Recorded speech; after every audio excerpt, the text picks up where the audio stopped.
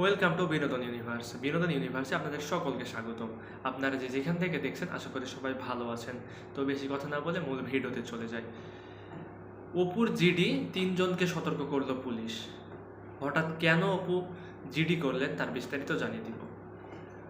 অরুচিকর, মিথ্যা ও ভিত্তিহীন তথ্য প্রচারের অভিযোগে ঢালিউড চিত্রনায়ক অপু বিশ্বাসের করা সাধারণ ডায়েরির প্রেক্ষিতে 2 নারীসহ 3 জনকে ডেকে সতর্ক করেছে cyber crime investigation division CTTC. রোববার 19 মে সিটিটিসির ফেসবুক পেজ থেকে এ তথ্য নিশ্চিত করা হয়েছে। সিটিটিসির পক্ষ থেকে বলা হয়েছে, সামাজিক মাধ্যমগুলোতে এখন নানা ধরনের বিড়ম্বনার শিকার হচ্ছেন নেটিজেনরা। ফেসবুক, মেসেঞ্জার, এক্স সাবেক টুইটার, ভাইবার, ইমো, হোয়াটসঅ্যাপ ইত্যাদির মাধ্যমে তারা সাইবার অপরাধীদের শিকারে পরিণত হচ্ছেন। সাম্প্রতিক সময়ে সিটিটিসি প্রাপ্ত অভিযোগগুলো বিশ্লেষণ করে দেখা যাচ্ছে যে কিছু ব্যক্তি সামাজিক যোগাযোগ মাধ্যমে রোস্টিংয়ের নামে সংস্কৃতি কর্মীদের টার্গেট করে অনবরত বুলিং করছেন এবং কুৎসা রটনা করে চলেছেন। অপু বিশ্বাসের অভিযোগের কথা উল্লেখ করা হয় পোস্টে। লেখা হয়, সম্প্রতি অভিনয় শিল্পী অপু বিশ্বাসও এহেন অপরাধের শিকার হন। তার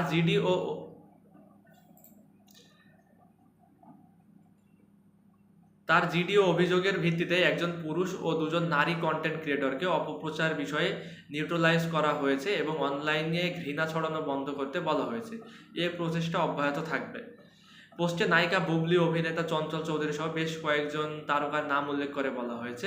এর আগেও আমরা অভিনয়শিল্পী চঞ্চল চৌধুরী, বুবলি, মিশু, সিমরিন, লুবাবা সহ অনেকের ইস্যু নিয়ে সাইবার বুলিং না করার জন্য বলেছি। একটা সুস্থ ও রেজিলিয়েন্ট সাইবার স্পেস আমাদের সবার কাম্য। আমরা বিশ্বাস করি সবাই আইন মানবে এবং সাইবার এথিক্সগুলো মেনে চলে নিরাপদ সাইবার ভুবন গড়তে সহায়তা করবে। দীর্ঘ এই পোস্টে আরও বলা হয়েছে, সাইবার স্পেসে যে কাউকে হেয় করা অপরাধ ও তাদের আইনের আওতায় আনা হবে। সংস্কৃতি কর্মী বা সাধারণ ভিকটিম সবার জন্য আমাদের সাইবার সেবা উন্মুক্ত থাকবে। প্রসঙ্গত, গত 9 মে বৃহস্পতিবার রাজধানীর ভাটারা থানায় অপু বিশ্বাস এ সাধারণ ডায়েরিটি করেন।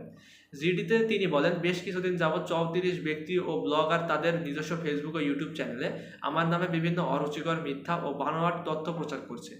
এমন অবস্থায় বিষয়টি আমি সাধারণ ডায়েরিভুক্ত করে রাখার প্রয়োজন বলে মনে করছি। তো আজকের ভিডিওটি এই পর্যন্তই। পরবর্তী ভিডিও না আসা পর্যন্ত বিনোদন ইউনিভার্সের সঙ্গেই থাকুন। ভালো থাকুন, সুস্থ থাকুন, টেক কেয়ার, আল্লাহ হাফেজ।